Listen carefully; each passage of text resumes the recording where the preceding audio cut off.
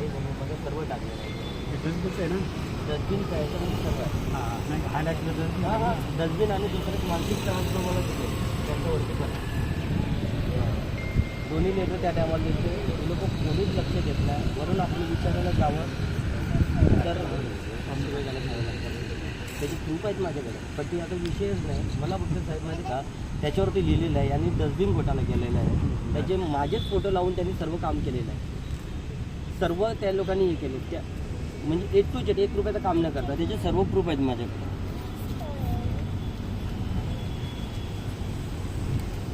आणि ज्या टायमाला लिहून पण काय घेतलं ते पण माझ्याकडे आहे. हे सर्व माझे फोटो आहेत. माझे मोबाईलचे फोटो आहेत करायला माझे लोकेशनचे फोटो आहेत जे मी काम केलेलं आहे. आणि त्यांचे तुम्हाला दाखवतो त्यांनी फाईलला लावलेले. हेच फोटो फाईलला लावले.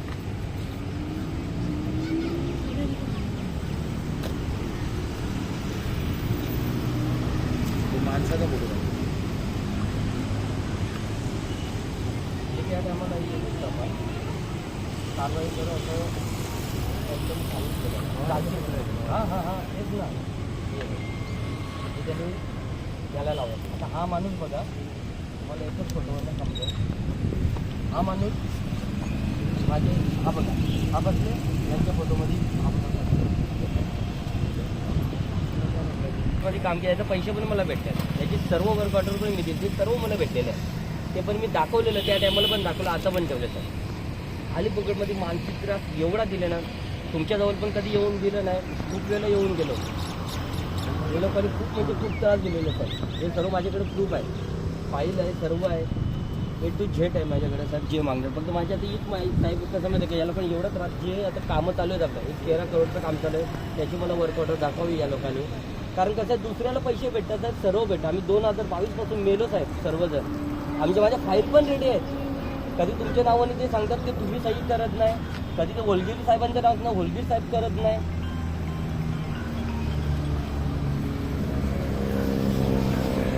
नाही बोलता हां ठीक बताओ ना. त्यांच्या कॅबिनला बोलून किती साहेब आता 2 वर्षामध्ये त्यांच्याच कॅबिनला चाललो मी. फक्त ना फक्त तेवढे साहेब. ना तुमच्याजवळ ना सिटीजवळ ना आयुक्ताजवळ कोणाकडे नाही. कारण त्यांनीच सर्व कामधंदा दिलं. त्यांनीच सर्व हे केलं. आता तेच लोक आता माझी हे करतात. आता तुम्हाला माहीत नाही आणि त्याचे हे पण आहेत माझ्याकडे.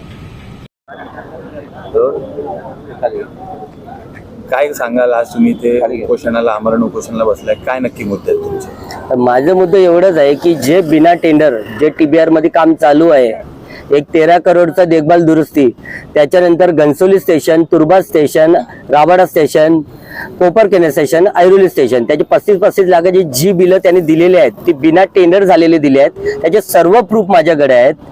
त्याच्यानंतर त्यांनी FRBचा पण काम आता तुर्बा ते मापा तो तुर्बा हे पण त्यांनी ते दुसऱ्याला दिलेलं आहे. हे सर्व प्रूफ घेऊन मी बसलेलो आहे. आणि मला फक्त एवढंच त्यांच्याबद्दल बोलायचं की जे पण जे करतात त्यांच्यावर कारवाई व्हावी. ते ना निलंबित करावं.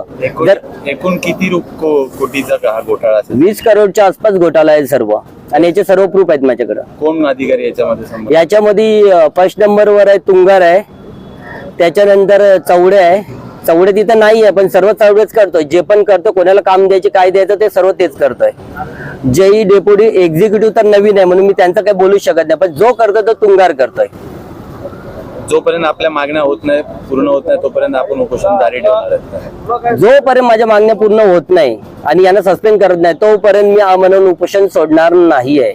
बिलकुल म्हणजे बिलकुल नाही. इथं मेलो तरी चालेल पण मी उठणार नाही. आपलं नाव? प्रशांत बाबू भगत. क्या कहेंगे आज आप आमरण उपोषण के लिए बैठे, क्या आपकी प्रमुख मांगे है? हमारी मांगे है सर कि जो भी TBR में इन लोग ने करीब 20 करोड़ का घोटाला किया है जिसका सारा सबूत हमारे पास है. और मुझे चाहिए कि जो भी इन लोगों ने घोटाला किया है उसके ऊपर सरकार एक्शन ले और इन लोग को निलंबित करे. और जब तक ये सब नहीं करेंगे ये लोग तब तक हम लोग यहाँ पे आमरण उपोषण पे बैठेंगे. चाहे यहाँ पे मैं मर जाऊंगी तो भी चलेगा लेकिन जब तक ये लोग हम लोग को न्याय नहीं देंगे तब तक हम लोग यहीं पे बैठेंगे. कौन कौन अधिकारी इसमें इन्वॉल्व? इसमें पंडरीनाथ चौड़े जो कि यहाँ पे अभी ट्रांसफर लिया है उन्होंने कहीं पे तो बट सारा सब कुछ यहाँ पे वही संभालते हैं.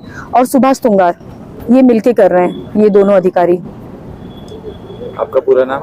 Arunima Prashant Bhagat. In sub say related Maine commissioner sir को मेल भी किया है, सब कुछ किया है, बट मुझे कभी किसी ने रिप्लाई नहीं किया। ये लोग सिर्फ मेरे मेल को एक दूसरे को फॉरवर्ड करते हैं। कमिश्नर सिटी इंजीनियर को करेगा, सिटी इंजीनियर एग्जीक्यूटिव को करते हैं, कोई डीएम को करता है, बस मेल पे मेल मेरे फॉरवर्ड कर रहा है। सारी डिटेल्स मैं बहुत पहले से इन लोगों को दे रही हूँ, बट उसका मुझे अभी तक कोई उन लोग ने रिप्लाई नहीं दिया है। पिछले कितने दिनों से आप पत्र व्यवहार कर रहे हैं? मैं कम से कम 1 महीना हो गया। और आपके पति?